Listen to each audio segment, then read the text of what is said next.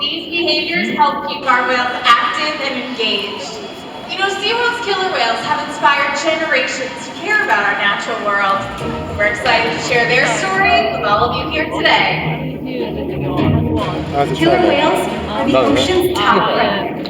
They use cooperation and communication, not just size and strength, to take their place at the top of the ocean's food. At the bottom are small animals, like krill. At the top, the apex predator, the killer whale.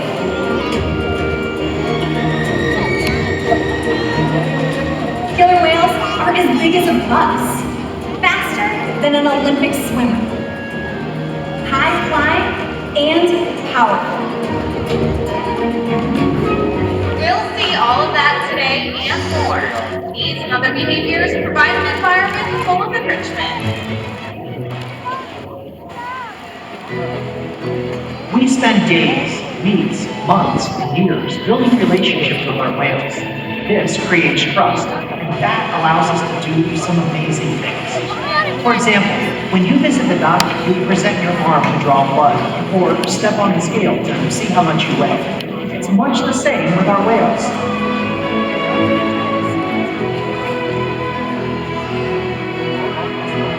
Throughout your experience today, you'll see our whales moving together in unison. These synchronized behaviors allow them to strengthen their social bonds and problem solve as a group. This is just one of the many adaptations that makes the killer whale the top predator. Their scientific name is Orcinus orca. Their common name, killer whale. And here at SeaWorld, all 5 members of their pod have their own individual names and identities. The first is our oldest, Katina. She is 43 years old. She is our matriarch and leader. Next, we have Milani and Malia, 2 of our female killer whales. Last but not least, our 2 male killer whales, Shrua and Makayo. Now, the whales trust us, and they take an active role in their own health and well-being. So you go to the doctor and your doctor asks you for a blood sample. You know to hold out your arm and your doctor will take that blood sample from the inside of your elbow. Well, killer whales don't have elbows like you and I do, so we had to get a little bit creative. One of the first things we train our whales for are for healthcare or husbandry behaviors, just like you. So like I said, killer whales don't have elbows like you and I do. So, as Shannon and Nick are demonstrating with Trua and Makayo, they've asked them to flip over onto their backs and present us with the underside of their tail flukes. Now there's a vein that runs along the inside of each lobe of their tail flukes, and that's a great place for us to be able to get that blood sample from. Now not only is that so important for the health and well-being of our killer whales, but we can share this information with scientists and researchers who are studying killer whales out in the ocean. Now you'll notice too, Nick and Shannon are giving Trua and Makayo nice big tail rubs. Now not only is this a great way for us to get a good look at the killer whale's entire body, but their skin is very sensitive. So that's an awesome way for us to build our relationships as well.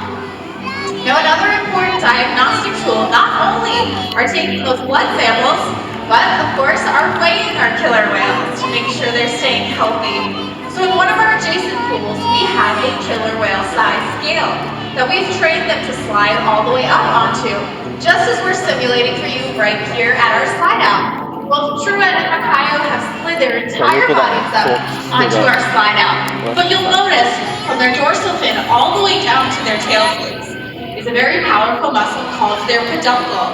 Now this could weigh several hundred pounds, and right now their tails are still in the water. So we're going to ask our killer whales to lift their entire bodies out of the water.